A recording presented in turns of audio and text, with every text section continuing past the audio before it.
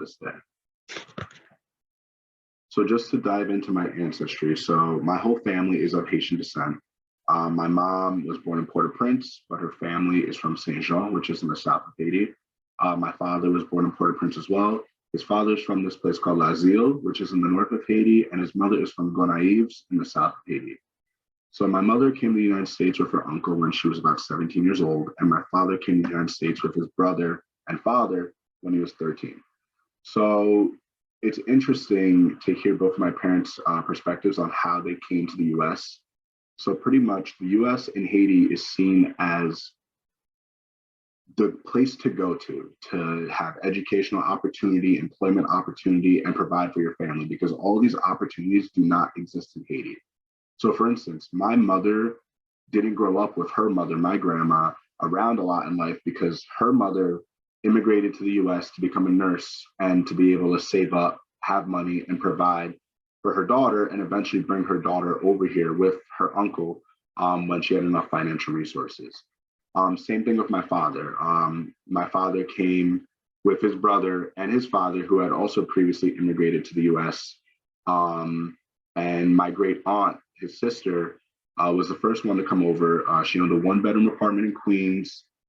She became a nurse, and it was like my father, his brother, cousins, a bunch of people in a one-bedroom apartment while my great aunt was providing for the family, becoming a nurse. And she eventually became a property owner, became very successful. And, all of the people she brought with her are just as successful.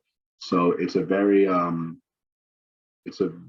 strong belief in my family that immigration to the US was a huge part of their success. So challenges and successes that my ancestors dealt with when they were immigrating to the United States. So the successes were achieving better educational and financial opportunities. So educational access in Haiti is very difficult.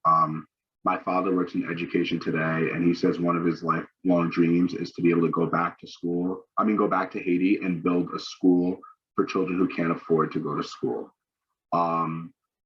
The public school system is very difficult to get into. There are not a lot of access to public schools, so you usually have to go to private school in Haiti.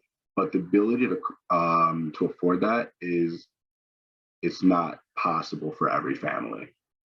In terms of financial opportunities, there are a lot more employment opportunities here in the United States compared to Haiti. Owning property is another success. So in Haiti, a lot of my family do own property. To this day, both of my grandparents have homes there. My father has a home there. But owning property in the US is seen as such a successful thing because in the early stages of when my family immigrated here, they were in an endless cycle of renting and struggling to save up financial resources and own something. So when my great aunt bought her first house in Queens, which is still in the family to this day, it was a huge success. And everyone on my father's side of the family tried to take after her. And even my parents are divorced today, but my mother, I remember when she bought her own house, and she said that her family was screaming with joy because this is seen as such success in Haiti to own something, especially in the US, to own property, something to be proud of. Again, pursuing higher education was a success as well.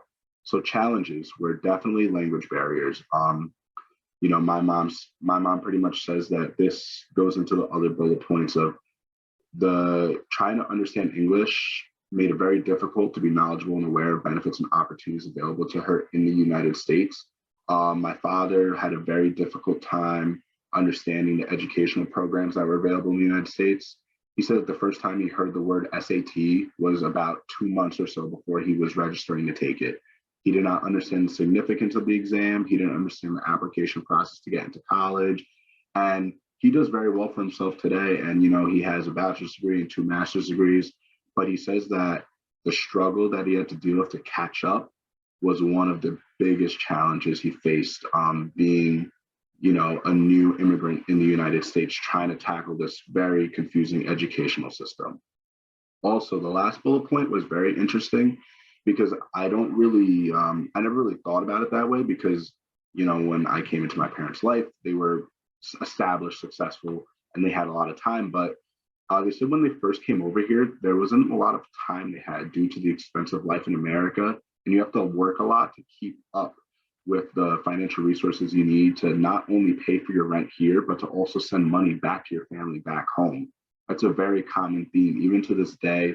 The relatives that we don't have here in Haiti, and I might not even know them personally just from not meeting them, but my father's always telling me, even to this day, he's still sending money back home to buy food resources, healthcare, send kids to school, and things like that.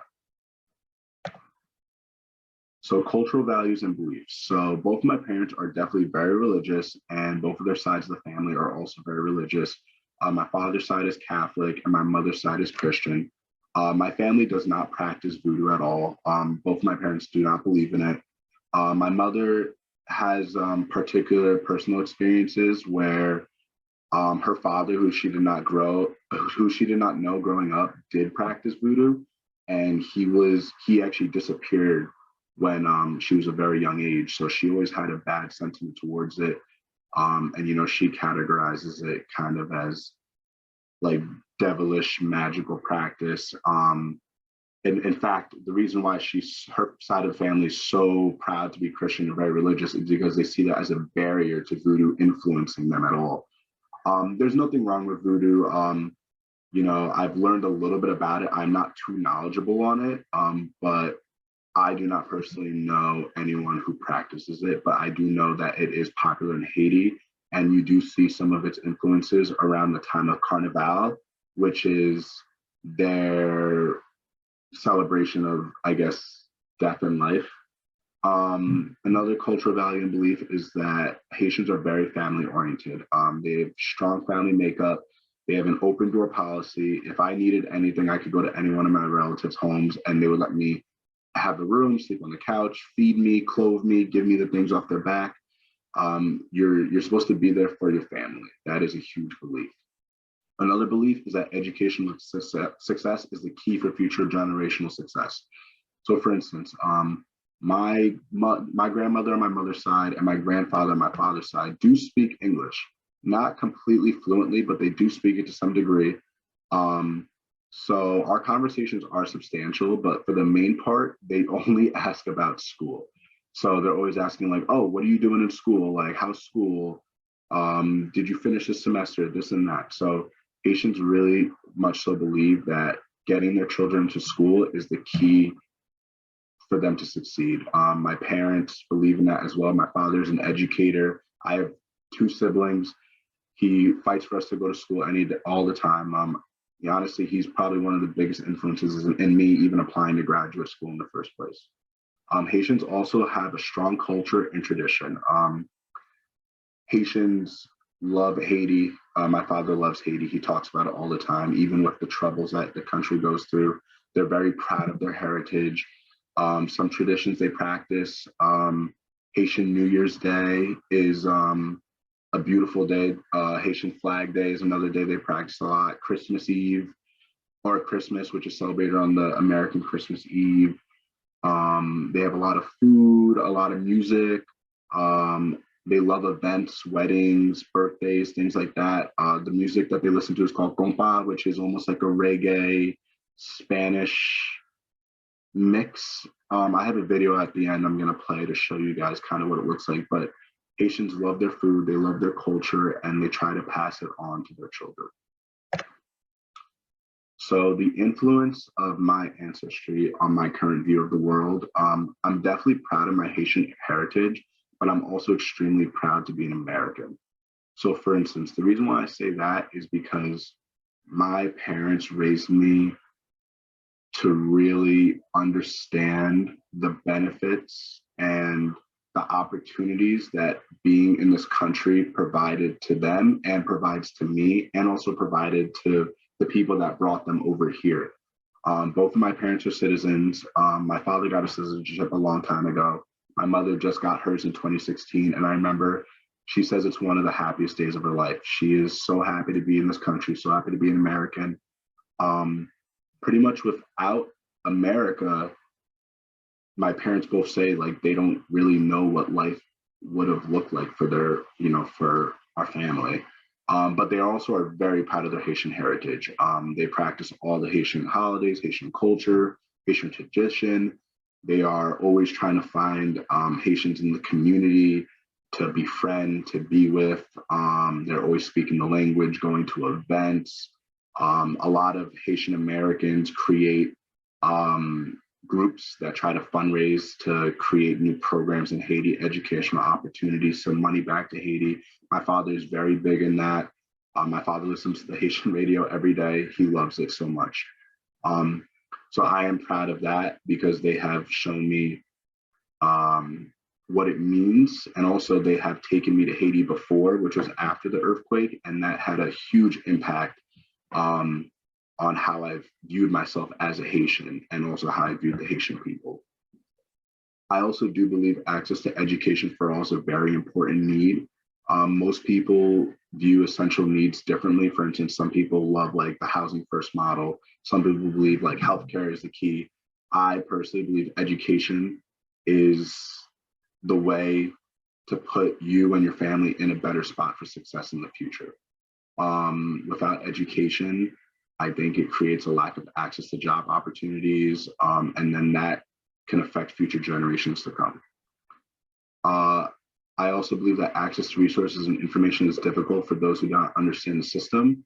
My father is definitely a lot more knowledgeable on the United States system in terms of finances, education, healthcare than my mother is.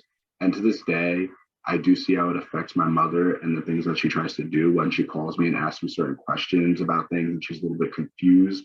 So I definitely think that immigrants have it hard by trying to adjust to a system that really isn't too friendly to immigrants in the first place.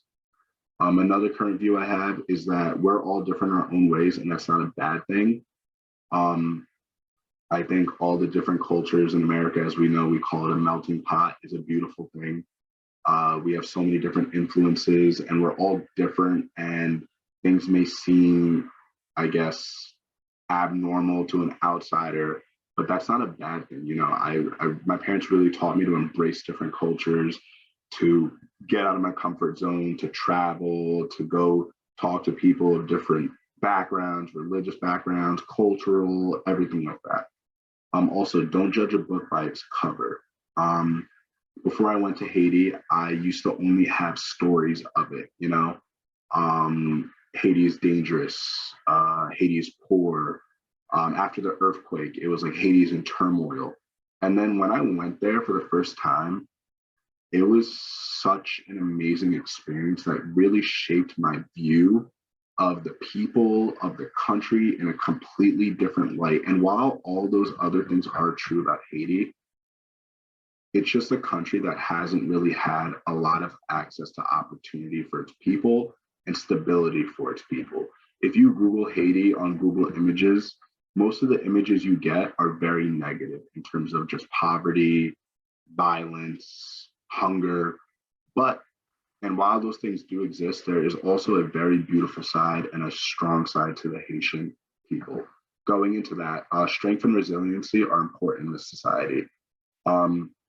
I come from a family who is definitely very big on the idea that you need to pull yourself up by your bootstraps and get going and power through the hard times to have better times. And I think that in a country and in a world that isn't always easy, strength and resiliency are important to try to overcome those hardships that you might go through, either just as an individual or as an immigrant. And also, I definitely believe that family and support matters. I see how family support affected my parents and their ability to access the things they have in life, and then their support on me to be able to do the things that I want to do and chase my dreams. And even when I work with clients in case management or anything, I'm always thinking about, if you don't have family, what support can we get you? What support groups, what support system? Because with support, the weight that you have to carry around in the world doesn't always just have to be on you. It's always nice to have someone in your court advocating for you, caring about you, checking in, pushing you, providing resources to you. It makes life so much easier. So personal experiences, being a child of immigrants. So I guess what is normal is a quote that I'm taking from my human behavior course. I really liked it because it was the first thing that made me really question all the biases that we have in life and what we think things should be and things like that. So growing up, obviously, I come from a Haitian household. So I did have the American experience, but in some ways I didn't. And I wouldn't really think things were, I guess, not normal until other people would point it out to me. So, for instance, both of my parents are bilingual. I am not fluent in Creole at all. My mother actually didn't want me to learn the language because she wanted me to be able to speak fluent English. Um, but growing up and being on the phone with friends as when I'm younger and they're hearing a completely different language in the background, and also Creole sounds very, I guess, broken when it's spoke, and which isn't true because it's a very beautiful language, but that's what it sounds like to people who don't understand what is being said. So people would, kind of question me on that, or what is normal food in your household, or what is normal cultural practice in terms of having friends outside in the community. So I think being the child of immigrants, um, growing up, I realized that I lived life a certain way, and people would, I guess, question that. And I think that everyone has a different sense of what is normal to them. Also, bullying or social isolation. I definitely think being the child of immigrants, or even being an immigrant in yourself, could lead to a lot of social isolation. I do find that's why immigrants often flock to communities that have people like themselves, to have a sense of, I guess, a sense of community, of people who understand them. Because, for instance, my mother has told me stories about how at her first job, she'll never forget, she received a call from a higher up in the agency, and she was someone who was answering calls, and they said, "Oh, why doesn't this lady know how to speak English? Put someone else on the front desk." You know, so that was something that really like hurt her confidence, especially as someone who was just struggling to get one of her first jobs and things like that. So entering the workforce is very hard. Nowadays my parents are definitely very social, but they even say coming to the country, there was a lot of social isolation, a lot of only hanging out within the Haitian community, but it takes time to overcome that. And then also, even in the educational system as a child of immigrants, you do get bullied for bringing different food to school, or looking different, or wearing different clothing, or your family looking different and things like that. But over time, you do find a way to really appreciate where you come from and love who you are. There's also a conflict of beliefs and values. My parents' beliefs and values sometimes do conflict with mine in terms of like religion. I'm definitely not someone who identifies to be a religious person, but they are very religious, and they do say, one of these days I'll come around to it. Values in terms of family. Yes, I believe family is important, but I also believe friends are just as important. And sometimes people in the Haitian community, in my opinion, I feel like are skeptical of outsiders. And also, I think the Haitian community is a little bit judgmental as well sometimes. So there's just certain beliefs and values which I found that conflict with my own, that I've created through my own life experiences. A huge one is respecting your elders. So I do respect my elders and things like that. But in Haitian community, it is not common to speak out against anything and someone older than you says. So for instance, if dad or grandpa says something, like that word is law. Even if you think it is absolutely wrong and you do not agree with it, you are not supposed to speak up and speak out against it, which is very different from an American lifestyle where we come and we're encouraged to, question authority. You have the right to freedom of speech, things like that. So I found that to be a very conflicting thing growing up, because I very much so believe in expressing my opinion and speaking out. And growing up, that was a huge conflict. And then the process of identifying with and loving your background. It took time to really understand what being of Haitian descent was, what it looked like for me, where I want to take it in the future, how I want my own future children to process it. Do I want to go back to Haiti again? Learning to cook the food, the culture, learning the music, everything like that. It's a process, I think, being the child of immigrants, to just identify and fall in love with your background, especially if your parents do push on you American values and ideals versus the native country values and ideals growing up right away. So just some controversial issues and dilemmas in social work practice of immigrants that this project brought up, and just from working in the community. So the criminalization of immigration. I think this is a huge thing. I think that immigrants are constantly getting torn down.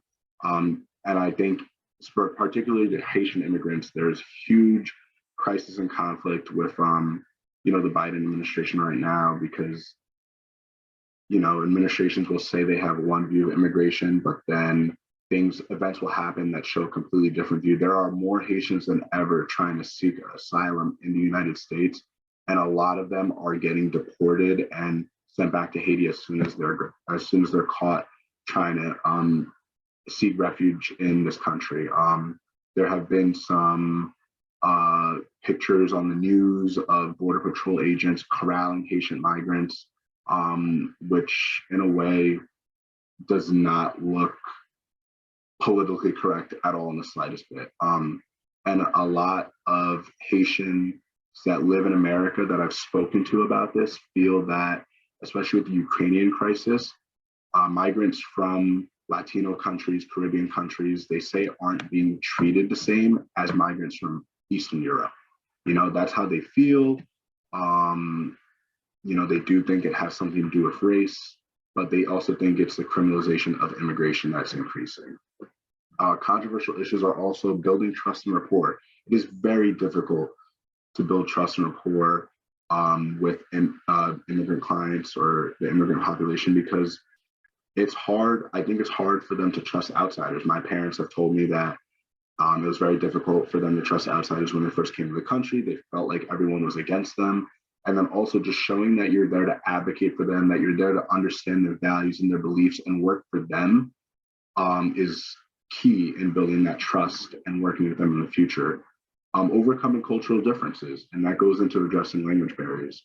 So for instance, if a family doesn't look like what you think a family should look like, overcome that. If a family has different belief systems in terms of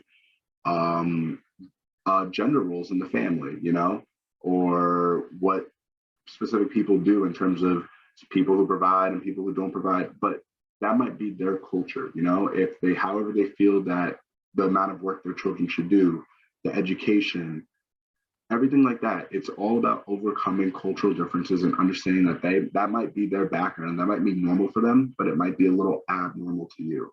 And I think language barriers is a huge thing. I primarily see this working with clients who speak Spanish as a first language. There are a lot of services out there that can offer translation. And if not, usually even just setting up things like medical appointments, having these clients understand what their appointment is, who they're seeing, what it's for, just even asking something as simple as like, does anyone in the medical practice speak Spanish, or even learning some Spanish words yourself to be able to just make them feel like you're trying to communicate with them, I believe goes a long way as well.